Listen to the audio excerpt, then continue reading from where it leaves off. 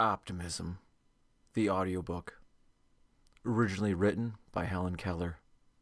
Readapted for modern times via Cooner X for both linguistic changes as well as subconscious retention. Part 1. Optimism Within. Could we choose our environment, and were desire and human undertaking synonymous with endowment, all men would, I suppose, be optimists. Certainly most of us regard happiness as the proper end of all earthly enterprise.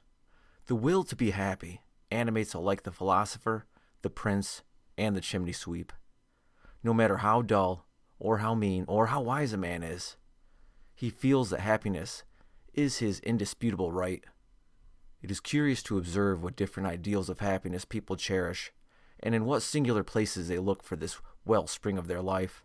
Many look for it in the hoarding of riches, some in the pride of power, and others in the achievements of art and literature. A few seek it in the exploration of their own minds, or in the search for knowledge. Most people measure their happiness in terms of physical pleasure and material possession.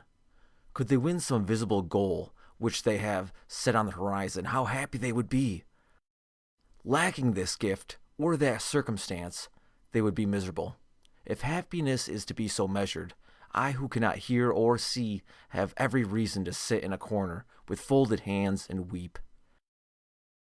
If I am happy in spite of my deprivations, if my happiness is so deep that it is a faith, so thoughtful that it becomes a philosophy of life, if in short I am an optimist, my testimony of the creed of optimism is worth hearing. As sinners stand up in meeting and testify to the goodness of God, so one who is called afflicted may rise up in gladness of conviction and testify to the goodness of life. Once I knew the depth where zero hope was, and darkness lay on the face of all things. Then love came and set my soul free. Once I knew only darkness and stillness. Now I know hope and joy. Once I fretted and beat myself against the wall that shut me in.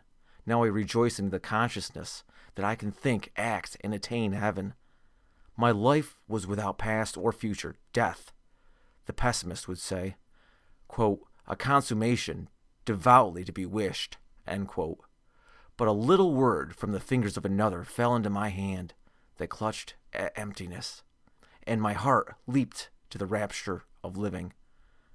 Night fled before the day of thought, and love and joy and hope came up in a passion of obedience to knowledge.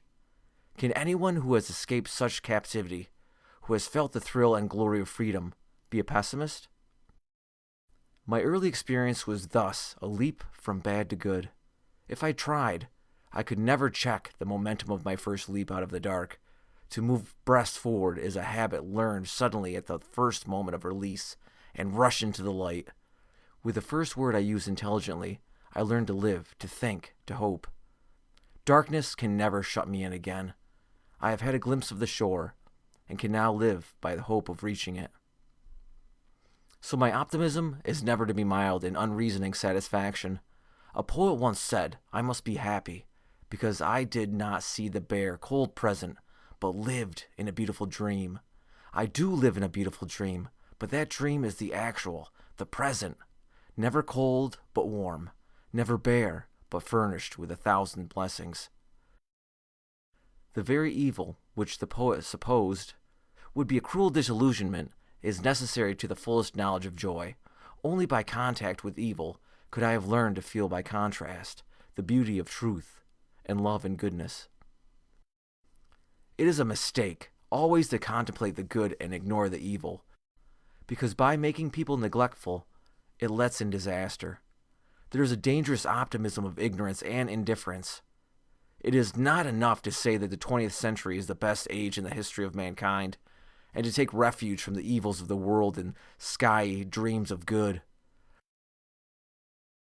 How many good men, prosperous and contented, looked around and saw naught but good, while millions of their fellow men were bartered and sold like cattle?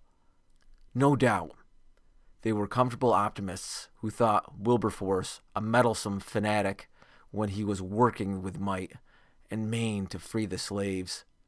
I distrust the rash optimism in this country that cries, quote, "Hooray, we're all right. This is the greatest nation on earth," end quote. When there are grievances that call loudly for redress, that is a false optimism. Optimism that never counts the cost is like a house built upon sand. A man must understand evil and be acquainted with sorrow before he can write himself an optimist and expect others to believe that he has reason for the faith that is in him. I know what evil is. Once or twice I have wrestled with it, and for a time felt its chilling touch on my life. So I speak with knowledge when I say that evil is of zero consequence, except as a sort of mental gymnastic. For the very reason that I have come in contact with it, I am more truly an optimist. I can say with conviction that the struggle which evil necessitates is one of the greatest blessings. It makes us strong, patient, helpful people. It lets into the soul of things and teaches us that although the world is full of suffering, it is also full of the overcoming of it. My optimism, then, never rests on the absence of evil, but on a glad belief in the predominance of good and a willing effort always to cooperate with the good, that it may prevail. I try to increase the power God has given me, to see the best in everything and everyone, and make that best a part of my life. The world is sown with good, but unless I turn my glad thoughts into practical living and till my own field, I cannot reap a kernel of that good. Thus, my optimism is grounded in two worlds, myself and what is about me. I demand that the world be good, and lo, it obeys. I proclaim the world good, and facts range themselves to prove my proclamation overwhelmingly true. To what is good I open the doors of my being, and jealousy shut them against what is bad. Such is the force of this beautiful and willful conviction. It carries itself in the face of all opposition. I am never discouraged by the absence of good. I can never be argued into hopelessness. Doubt and mistrust are mere panic of timid imagination, which the steadfast heart will conquer and the large mind transcend.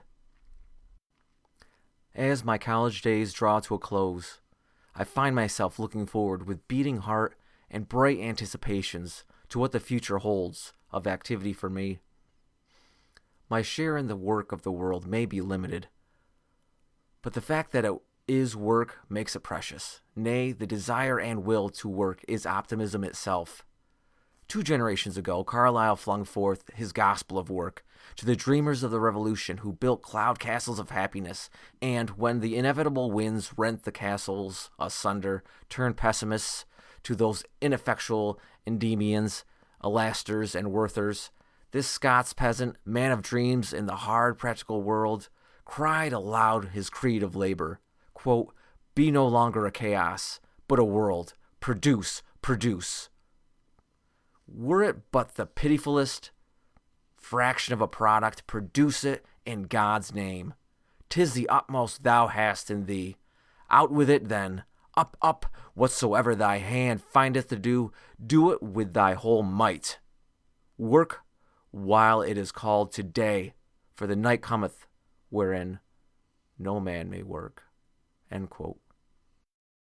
Some have said Carlyle was taking refuge from a hard world by bidding men grind and toil, eyes to the earth, and so forget their misery. This is far from what Carlyle's thought meant. Quote, "Fool," end quote, he cries, quote, "the ideal is in thyself. The impotent is also in thyself. Work out the ideal in the poor, miserable, actual. Live, think, believe, and be free," end quote. It is plain that he says that work, production, brings life out of chaos, makes the individual world an order, and order in optimism.